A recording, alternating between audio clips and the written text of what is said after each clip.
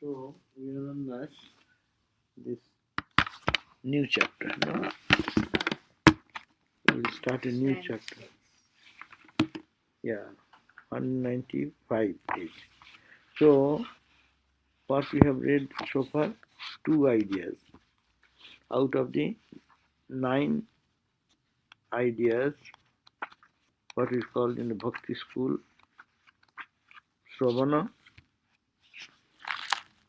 listening, then what? Kirtana,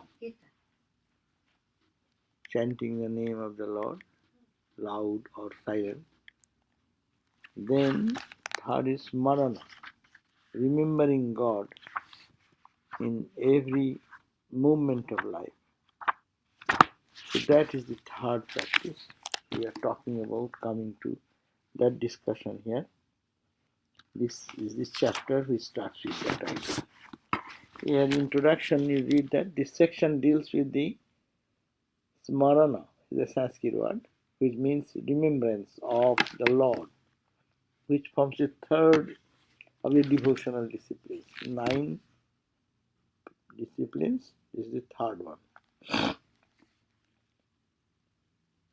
But it must be noted that these disciplines are not watertight compartment.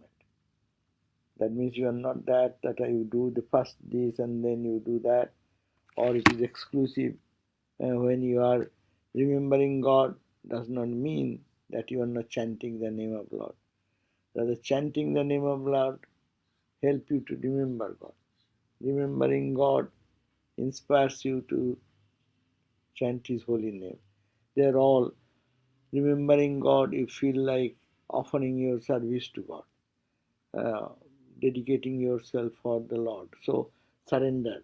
So all these things are interrelated. Either one you take this way, it is included in the other way. So it is there is no watertight compartment. They impinge on and supplement one another. In fact, hearing and praising the disciplines treated earlier, as also some of these other that follow, they are mainly intended to create a vivid consciousness of God in all times. No, that means when you sing the glory of God, when you listen to the music or glory of God, they help you what? That is, it helps us to remember God. It is remembering God is being supported by when you go to a place where people are chanting the name of God. No? That means one is inspiring to go into the another level of practice, one practice to other practice. So you cannot say, oh, this is one totally separate practice. It has nothing to do with other. No, it is not like that. Listening to the glories of Lord, hearing what is God, and the praising God, what we also last time so small, no, thinking of the divine power of God, divine lila, sport of God.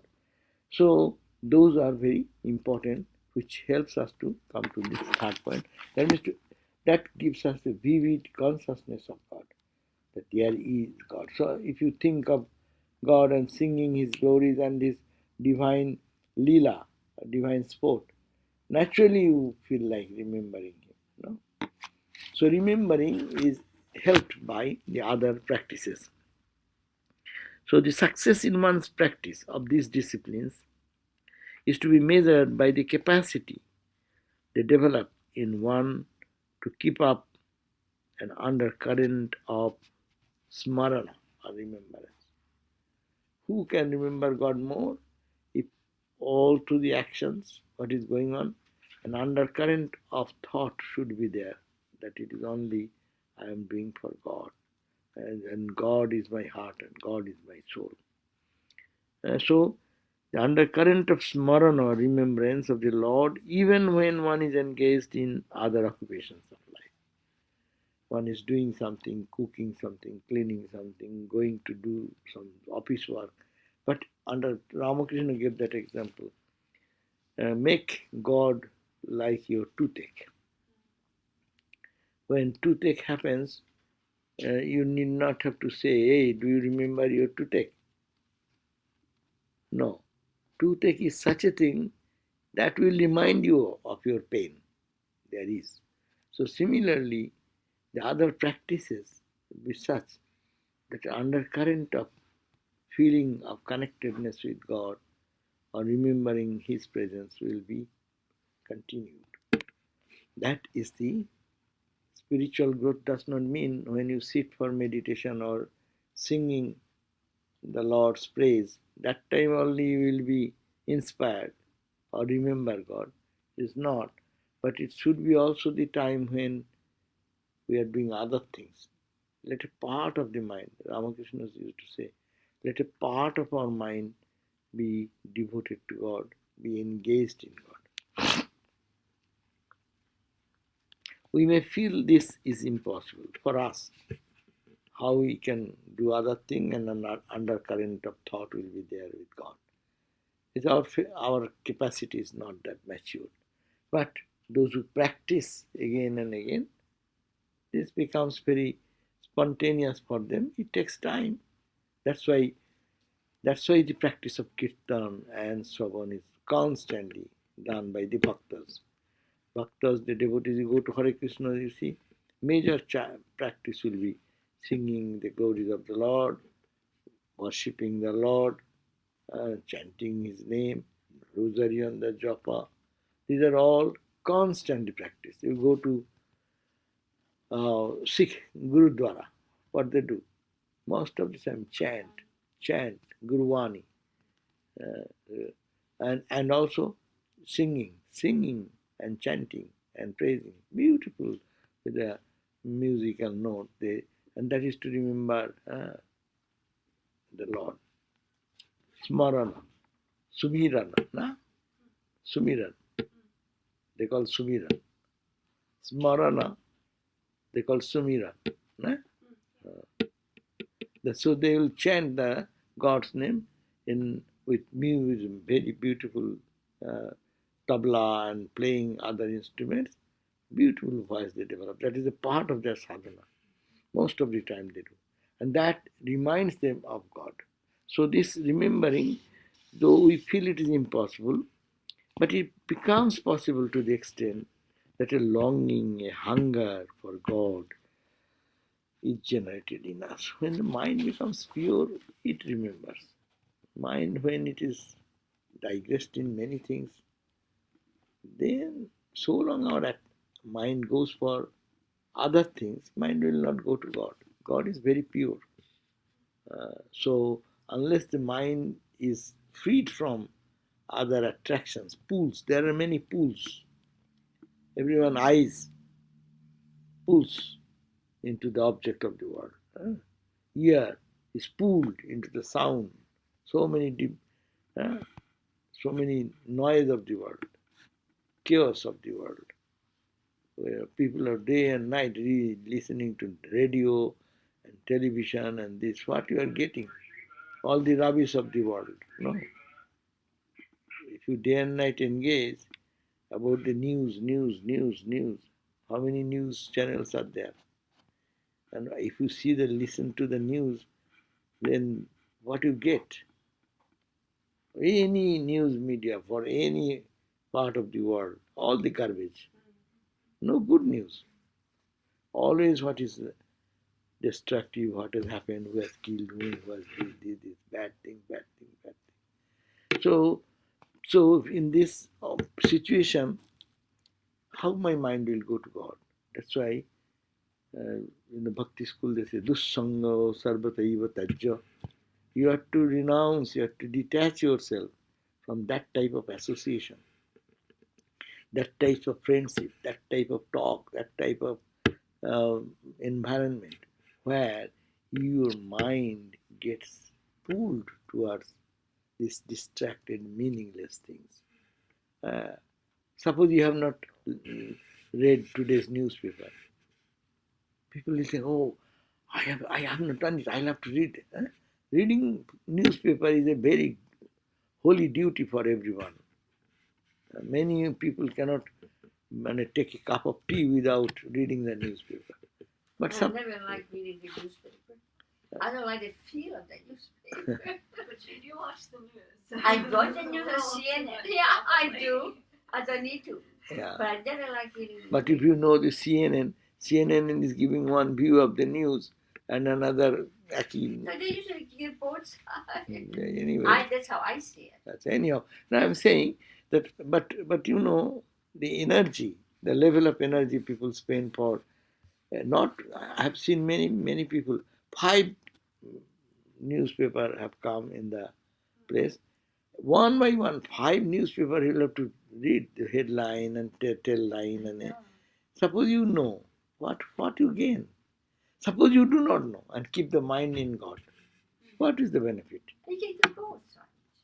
You can know this news as good if you mind in God. That's my approach. No, I'm saying we do that, but if we don't do, then you will see that after some time you can survive without those newspapers. Mm-hmm. You can survive without those news. You know, Swami, it's important to know what's going on around you. That's true. It's that you are live in a society, and it has impact on us. Yeah, but if you don't know, that also nothing. It still has an impact, but you better know. But it didn't. Yeah. That's my opinion. I find out about the news without watching the news. Yeah, same me also. I hear the news from neighbors. I don't have to news. No, it is little is good, as she's saying, because what is going on? At least we should not be fools. Sometimes I am totally fool. I don't find interest, so sometimes I don't listen. But it is good to know a little bit of it, because you live in the society, what is going on. But the point is that suppose a person whose time is valuable so much that he falls in love with God, he will not spend the time for that purpose, because it is not, depending on the intensity of his longing for God. When Ramakrishna, like person, do that, where is newspaper? Where is that? When that intensity, that longing for God comes, not that we are having that, we cannot make an excuse for giving up this and that. But he cannot take anything.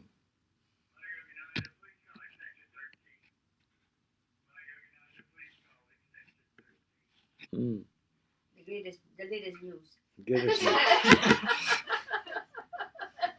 And we are listening. Yeah. Something in life is there which is unavoidable. Basic minimum thing you don't know. But also all of this information is going into the subconscious mind instead of the name of God. So it's like tying you to the world instead of tying your mind to the divine name.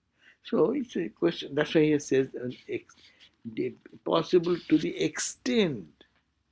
that extent, the longing for God, hunger for God. That is, if one is hungry,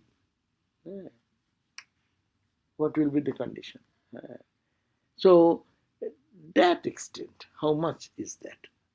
So the point is that this holy association, the remembering the name, this class we are doing, what for?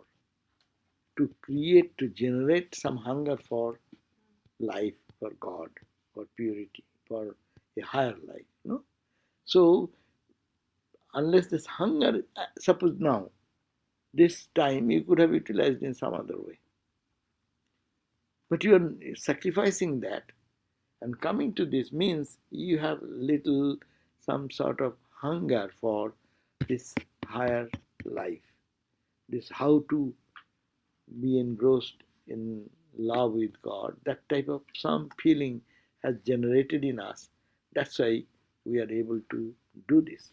So here, that is the point, that we may feel this is impossible, but it becomes possible to the extent that a longing, a hunger for God is generated.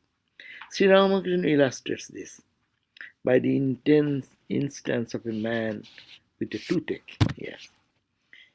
He may be doing his daily duties, but the consciousness of the pain never leaves him. It is indeed a great achievement in devotional life to keep up smarana or remembrance at all times. That's why it is said you cannot meditate. That's okay.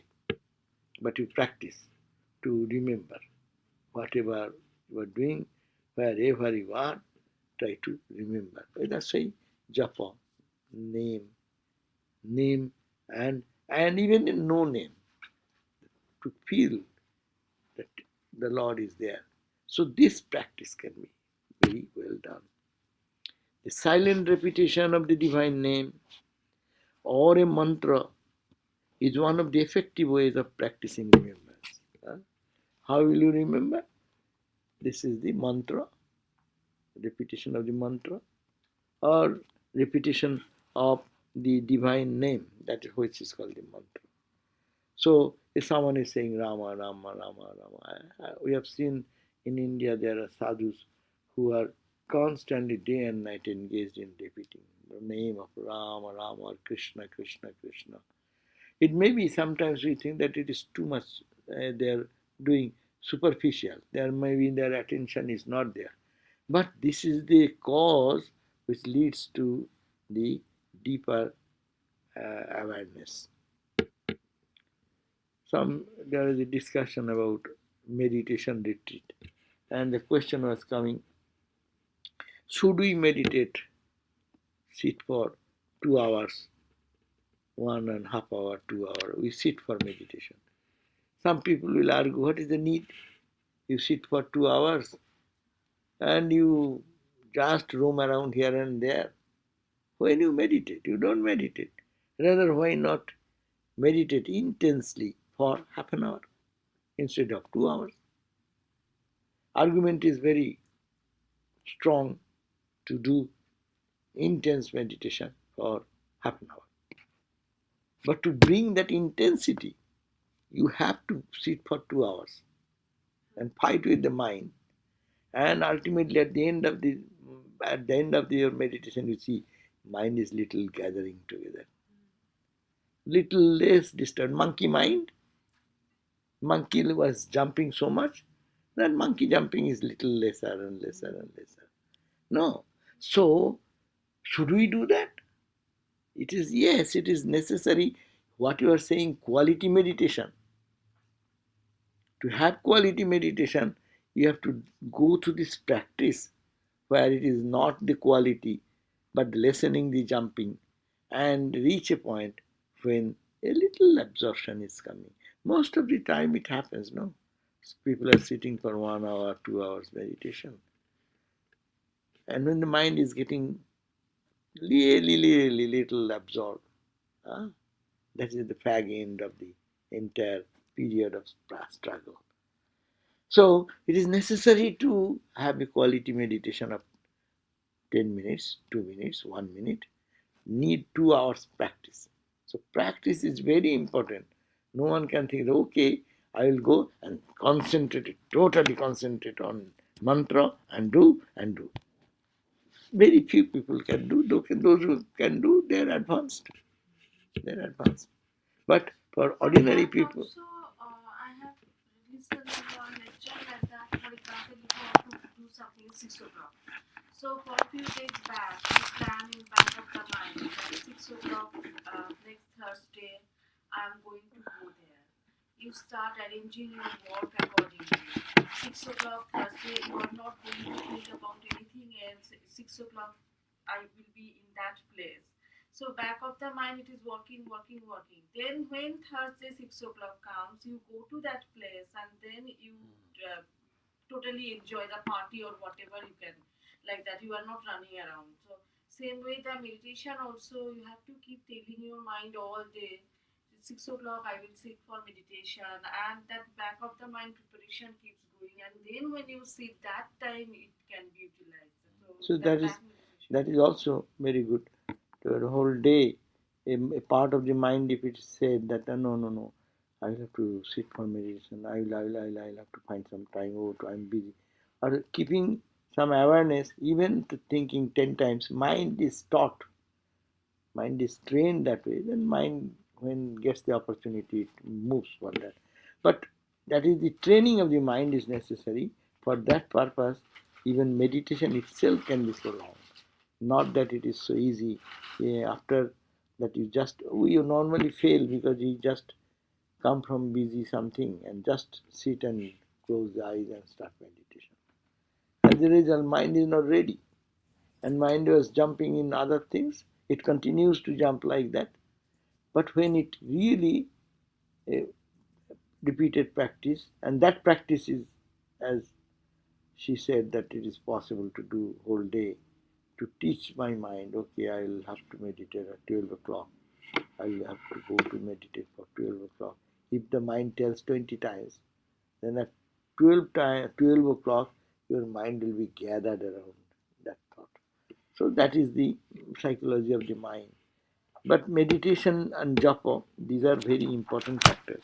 So that's why it is called japa, or repetition of the mantra, is done at fixed times in a ceremonial way. It is better do every day at a particular time, a definite number minimum. That helps. And if it is more, then better. But not sporadic. To do every day a little definite number. Our Swamiji used to do 10,000 every day. He thought, I'll do 10,000. 10,000 every day with his all work and things. What he could not do, then he do in night time. Yeah, you sacrifice your... But you may say, Hare, you are doing 10,000 and mala is rotating fast to finish 10,000. What is good? Is it not good than doing nothing? When you are doing it, even you are repeating very fast, but still you are repeating the name of the Lord. Suppose you don't do, what will you think? You will think, all nonsense thoughts. So therefore, a practice of number and time, and these are very important. So remembering on special time. Japa, repetition of the mantra, is done at a fixed time in a ceremonial way. But in the pure path of devotion, it can be done always and anywhere.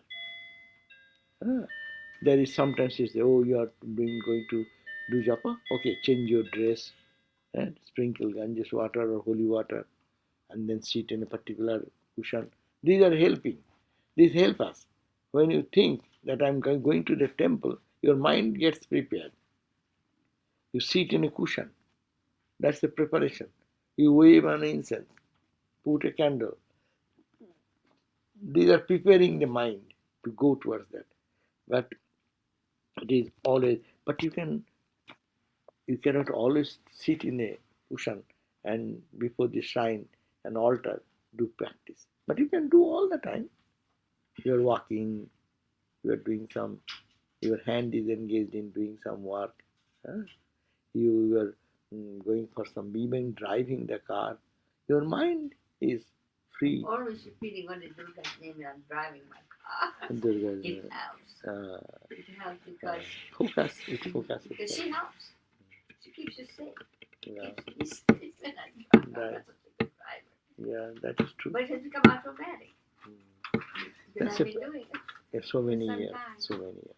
Yeah. Practice. Repeating itself. Practice has its own benefit. Practice. That's why it is said that the point of, even people are dying, point of death, very important. When we think of God, now we are all okay. I am now good health or bad health or whatever. I am surviving in the world. I have my friend. I have this, that. These all supports will be withdrawn, unplugged. As if one goes to the hospital, what they do? All the life support plugged here and there and there and there. And when they think that no support will help anymore, they take out 1, 2, 3, 4, unplug. And what happens? You're only plugged in God. No other plug. All plugs, all your friends, all your strong support here, all your enemies, all who praised you, all who cursed you, all unplug. Only plugging with God. That's why that time no one there in the whole world to help to be tuned to our consciousness. Very important that. So, but we can practice. That's why it is necessary to practice all the time. Day and night, in all conditions, in all that situation. And also specific number is also very important because that forces you to spend the time in useful way. Spend the time in useful manner. Useful manner because I have not finished my number today. If that is in my mind, then what will you do? You got 10 minutes time. That time you will try to repeat that. So that's the urge comes in the mind, and that is very important. Swamiji, you can also repeat the mantra while you're sitting in meditation mentally. And then you don't count, but you still. Yeah, that counting automatically you can. Now, count is only for what? No, count does not give any benefit, except in training the mind. I will do this much. God is not purchasable by doing 10,000 japa. No. But this discipline helps you to bring back your mind from other thoughts into God. And when one is doing continuously, for him, no problem. He has already advanced so much that constant prayer, remembering, it has become a part of his life, like a breath. And that is the mental prayer. There are Hindu devotees whose lips always move in the silent repetition of such holy names as Rama, as Krishna, Narayana, Shiva, Shiva, Shiva, Shiva. Many people call Shiva's name. This is the most effective way of keeping up remembrance. So, this is the preamble. That remembrance of God is very important because, as I said, why? Ultimately, when we die, everything gone from us. Everything is losing, no? My eyes, they are no more cooperating. This energy is withdrawn from the eyes. The energy is withdrawn from all the parts of the body, no? Then what awareness will keep me awake? Only God awareness. If not, that's why people feel the hellish experience. Dark. Because they never thought of God and then they do not know where they are going. All the love, thoughts and impact of those previous thoughts then come. Some like a dream, some say horrible dream, some say very peaceful, joyful, pleasant dream. So it is like the mind goes into that realm. Anyhow, so important idea is that smarana or remembrance is a good practice and it can be done at any point of time. Uddhava, the great bhakta, on this Marana, as illustrated in the Gopis. Gopikas means gopis. You, the gopis, have attained to the highest fulfillment in life indeed, and have become worthy of worship by all the worlds. For you have your minds constantly fixed on Vasudeva, the Supreme. You know, this Uddhava was a very great Vedanta student, Jnani.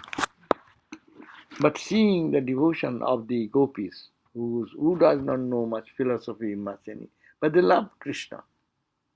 So their love for Krishna was so intense. Seeing that, Uddhava is telling, see how fortunate you are. You have attained the highest fulfillment. Why? Because that is the love for God, love for Krishna. And as a result, the whole world worships you, the gopis. Even now, thousands of years, the gopis are worshipped, not Krishna more. Because To, to attain, to fall in the love of Krishna, you need to follow the emotions which the gopis carried.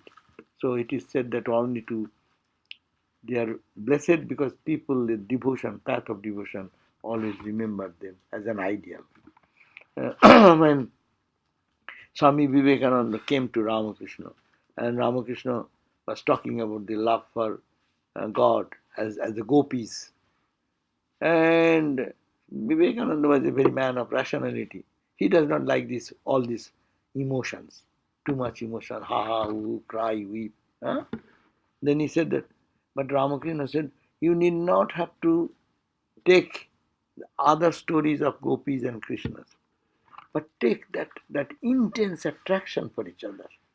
How gopis used to love Krishna, how without Krishna they used to feel restless, how they used to feel as if they fish out of water. No? So that part is important. And Uddhava is praising the gopis because of that, what they have worshipped. For you have your minds there. Because why?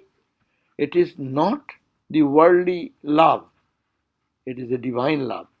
Because you have your minds constantly fixed in Vasudeva, not the Krishna, charming boy, but who is the supreme being.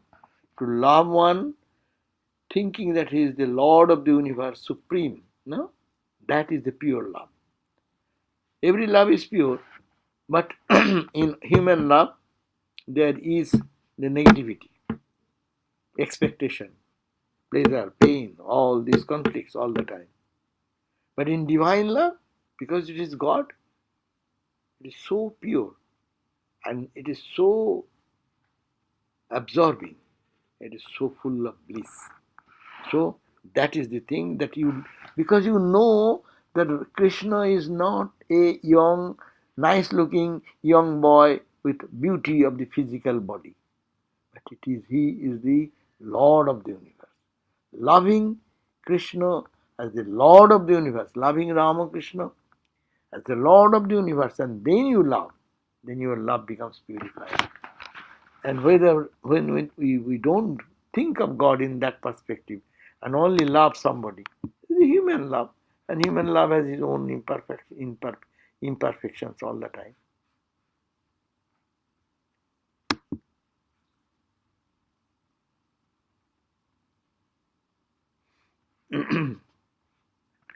So next verse says, I have instructed my disciples like. Same idea is even emphasized by Sri Krishna in his advice to Uddhava. Again, it is Uddhava saying himself about the glories of the gopis. And now Krishna himself is teaching the Uddhava about the glory of the gopis. What? I means here Krishna. I have instructed my disciples like Sanaka and others, means all the rishi sages, to the effect that yoga consists in disciplining the mind in such a way that it is drawn away from all objects and fixed in remembrance of me. That means Sri Krishna says that I have instructed Uddhava in other place in such a way how it follows us disciplines like a sage and saint, that or other effects of the yoga consist in disciplining the mind in such a way so that mind is withdrawn from other objects and is focused in the remembering the Lord's name. So this other book says, O ladies, you are happy in the achievement of the object of your devotion. The world honors you because you have fixed your minds on the Lord Vasudeva. Second verse. Here, this book translates, my disciples, Sanaka and others, have enjoined this much of yoga, that having withdrawn the mind from all objects, let it be fixed wholly on me. Huh? All the yogic practices means what? That you take out your mind from all the objects of attachment, temporary thing, and fix it on God, who is the eternal subject of all human beings. So to withdraw and to fix, this is the two things. And one is to mind is scattered here, to pull it first and then throwing the mind into the object of meditation. So this is the advice Sri Krishna says that I have given it to Uddhava, the great Vedanta student. And now Sukadev has said that what is the power of this remembering. There is a tremendous strength and energy and power in remembering God's name. So what is that?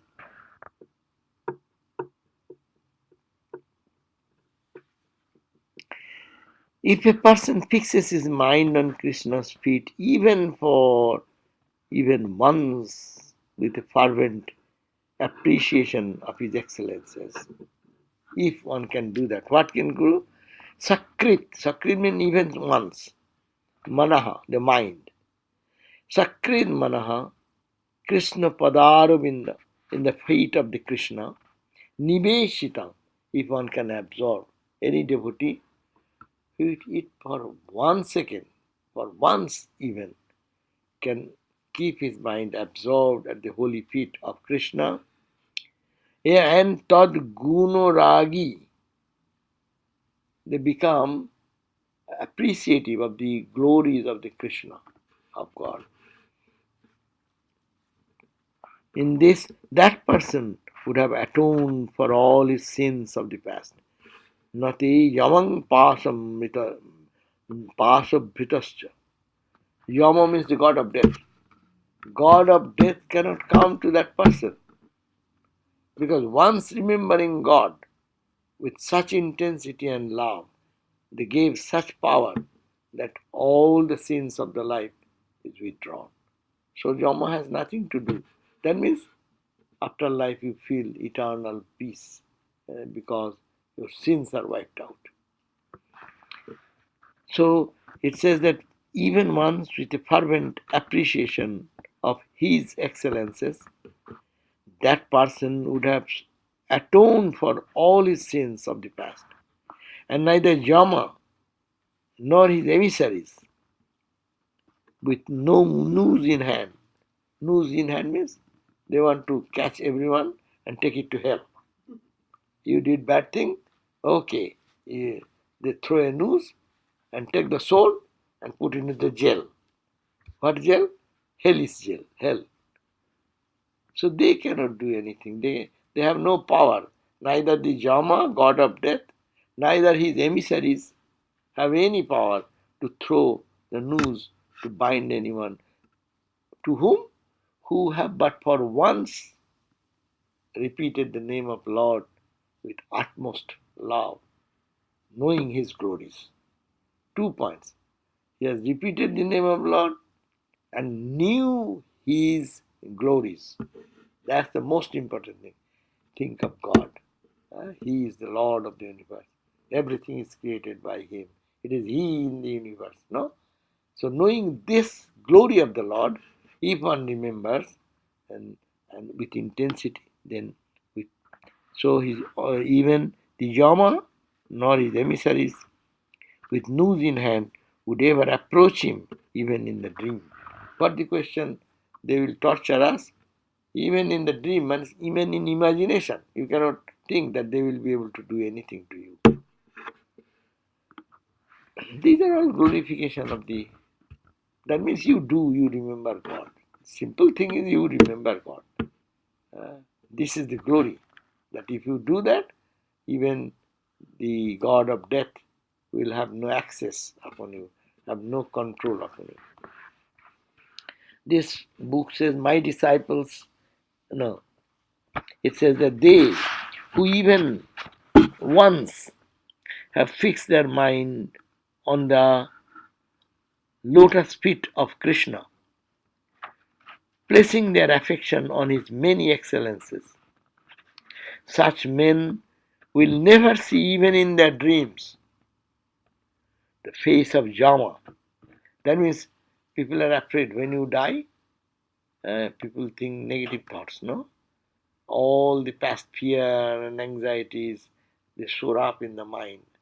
And that is the path, they say, they go into the path of darkness. So, in that condition, in the dream even, the face of Yama or nor of his news armed myrmidons, emissaries. Such men have already performed their expiation of sins by their attachment to the Lord, because they have already purified them by God's name. That means the power of God's name has been enumerated here. Fourth, because I hold Srihari in my heart with the ardor of intense devotion, my words never turn untrue, my thoughts always become effective, and my senses never go into the paths of sin. So if one can really the glory, this is also glorification of God's name. Because I hold Sri Lord, Sri Hari means the Lord, in my heart. How? With the ardor of intense devotion. I keep him with intense love in my heart. Think of him that is my most beloved one. Therefore my words gain strength. Ordinary human being, we say so many things.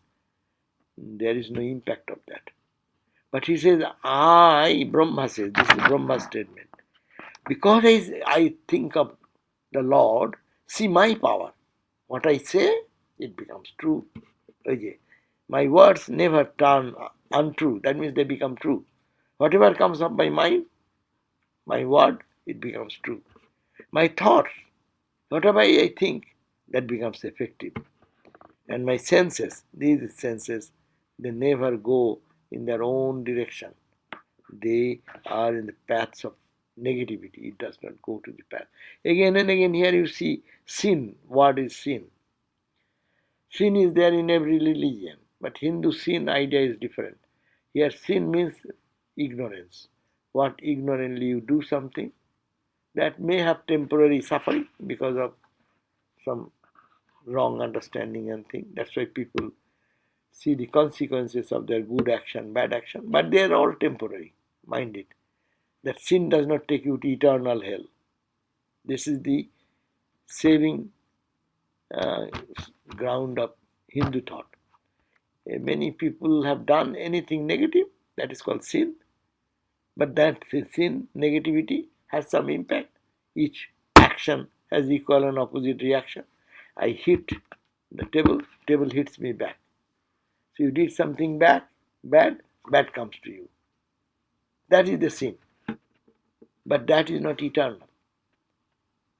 That is finished within the limited effect, giving its limited effect. But sometimes in Christianity and other areas, you'll think that sin is, unless God redeems, there is no way. You have to go to hell and eternal damnation. So there is no eternal damnation in Hinduism. It is a temporary punishment. You did something wrong, you get punished. And when it is done, then come back to yourself. So because I hold the Lord's name in my heart with the ardor of intense devotion, my words never turn untrue. My thought always becomes effective, and my senses never go into the path of sin. Here the translation is this: since my heart is willfully held Hari within it, since my heart has willfully held Hari within it, in my heart, my words are not uttered in vain, but it bears fruit, nor does my mind act without effect, and my senses are never employed in wicked use. Note, the purport of Brahma's speech is that the fact of his activities of tongue, mind and senses being usefully employed is due to the influence of his fixing his heart on the lotus, on the feet of the Lord, and not on any other merit of his own. He is the creator God. Brahma is the creator God. But it is not his power. It is not my power.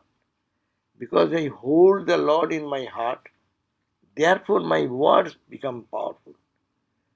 I hold the Lord in my heart, whatever I think, that becomes real. It is not my glory. So it is also the same thing. It is also the same thing. Who holds God in their heart, their words become true. Their thought becomes real. So that story is there. Sri Ramakrishna is talking to Mathur Babu and the landlord and saying that can God create the red hibiscus tree, white flower? Then Ramakrishna said, yes, it can. Well, it's impossible. How can it be? Because it came in the Ramakrishna's mind, who in his heart nothing but God. So what happened? Next day, Ramakrishna found in the same plant, red, one white, one red. So two in one tweak, two. And Ramakrishna was excited and said, see, if God wants, it is possible. See, in the red hibiscus tree, suddenly, yesterday they talked about, and within some time, one white also came up. Because they keep their mind nothing but God in them. Whatever they say, that becomes true. Whatever they think, that becomes true. So, indicating that you, me, if you keep God in your heart, by His power, whatever you say, that will be true. Whatever you think, that will be true. Such is the power of love. That is the power of remembering God.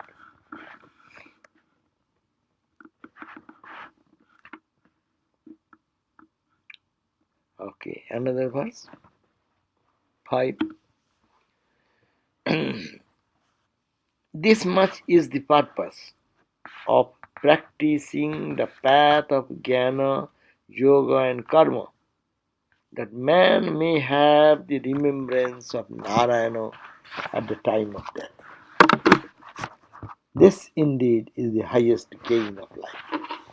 All your spiritual practice, what we do, those who believe in God and eternal peace, so they do only for remembering God at the last point when you depart from the body.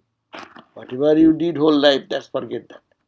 If you can remember the Lord last time when this body, you are departing from the body, then you are eternally free. So this is the purpose of practicing all the paths, jnana, yoga, karma. Itavan sankha yogabhyam sadharma purinishthaya. Those who are practicing, holding on to their own spiritual tradition. Janma lava para pungsham. Another birth to be born, ante, at the end of this life. There will be no more birth. That man may have the remembrance of Narayana at the time of death.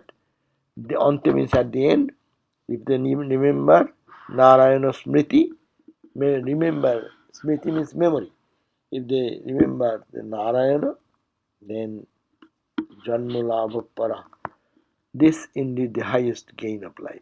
The last thought at the time of death, to note, the last thought at the time of death is given the greatest importance by the Hindus, as it determines the further course of evolution. In order that men may not misunderstand this, it is hinted in the verse that it is the continued devotional practice all through the life, that will generate the thought of God at the time of death. You may say that why shall we practice spiritual discipline? At the point of death, I will remember God. That time God's thought will not come. Even someone repeats in your ear, your mind will be going in some other direction, unless it is practiced. So this comes as a corrective to any misunderstanding one may have from the example of Ajamila narrated in the earlier section, that one can live a merry life and at the last moment utter the name of Narayana and get salvation.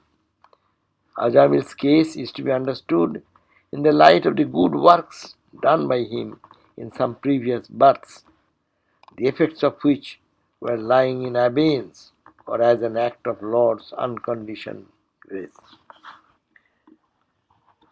So you remember that Krishna used to come, Krishna, Ram Nam time, they used to prepare food. That Krishna, Avantika, they're a group, Kokila. Do you remember that white complexion lady? Used to cook, her name was Krishna. Krishna, yeah, I know Krishna. Huh? I remember. Yeah, so many From years. way back. Way back, Yeah. so I many. haven't seen her for a long time. Yeah, so they called today. Oh, they And called. her husband is in the death Oh. bed almost. So they are Oh. crying and weeping. And then I said that, then said, okay, he still have the, probably awareness is there. So what to do? I suggested this thing. The Roswami, please tell something. So they took the cell phone near his ears. And I said that, repeat the name of the Lord. You have done whole life. Don't forget that. And I also told them to chant the name of the Lord so long, because he has practiced. It is in his memory, and you are now helping to bring out that memory again. And that is the best help for a person who is departing. So this is the point. When one is leaving the body, that is most important, with what thought he is going. So he has given the example. Don't take the example of Ajamila. Ajamil did spend the life as it were like ordinary life. But no, he has this big past karma. In other lives he has done many good things. A little something was there which his life took a turn in the worldly way as he lived. But remembering last moment Narayana, he recalled his old practices and the thought of God came. So he says, don't take that example for your practice. We people should not think like, okay, last time I will think of God. Let me have a eating, sleeping, dancing, drinking life. Finish. That is wrong, because that time even someone tells the name of Narayana. Narayana has a different meaning. Say someone's name is Mark, Matthew, Luke. But Mark, Matthew, Luke, they are all associated with Christ. No? If one has the good fortune, when someone will call Mark, he will think of the Mark, the Swami Christ companion Mark. Others will think of another friend Mark. How many Jesus are there in the world?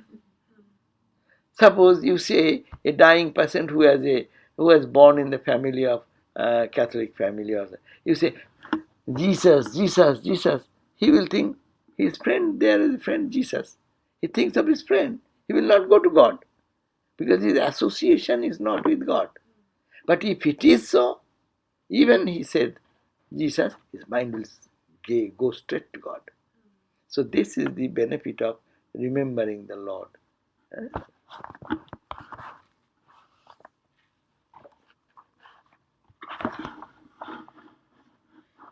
The supreme object of life acquired by Sankhya and Yoga and diligent attachment to one's dharma is that at the time of death, the mind may remember Narayana. And the 6th verse, 6 and 7 together. Therefore, O king, here king is who? The king is who is the king? Parikshit. To whom this discussion is going on with. Parikshit, therefore, O king, you being at the end of your life, fix your mind on Srihari in a firm and steady way. You shall attain to the supreme state thereby. The Supreme Lord, the soul and support of all, draws into himself one who meditates on him at the time of death. See, this is the essential teaching. He is saying, therefore, not only the king, but for all of us. That is the point, that because we are at the point of death means, maybe I am not dying now, I will die another 20 years. We think that my age is such. Nowadays people live 100. I can live another 25 years. Who knows? It may be tomorrow morning. So, take the advantage of the time and repeat the name. It says that you being fix your mind on Lord in a firm and steady manner. You shall attain to the supreme state thereby. The Supreme Lord, the soul and support of all, draws into himself one, as if he pulls himself. The Lord pulls the soul himself and gives rest in himself. So he says, Supreme Lord, the soul and support of all, draws into himself one who meditates on him at the time of death. Whatever it is, Ramakrishna gave the example. The elephant gets dirty, rolling in the ground, all the dust and dirt in the body. But when the mahout, the driver, he gives a big good wash and pushes him into the stable, then there is no dirt. No more unclean things can gather around that person. So when last point we take the name of the Lord, that is cleaning the whole personality as it were, and you go fresh at the feet of the Lord. No more dust and dirt of life, this humbug of life. So the same verse translated here, therefore, O King Parikshit, let Keshava be treasured in your heart, so that at the time of death you are careful as to what you are about. It is then that you reach the great God.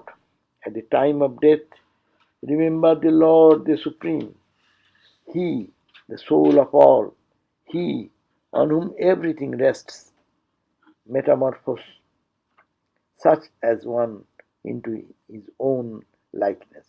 God withdraws and makes him his own. Okay, so.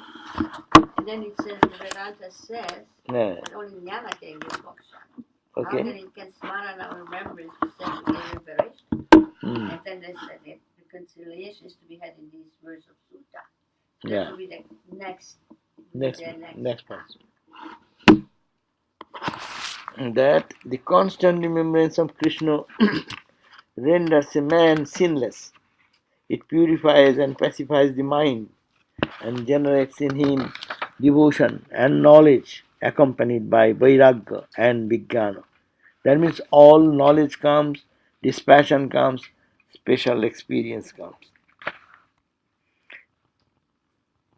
We will read it next day.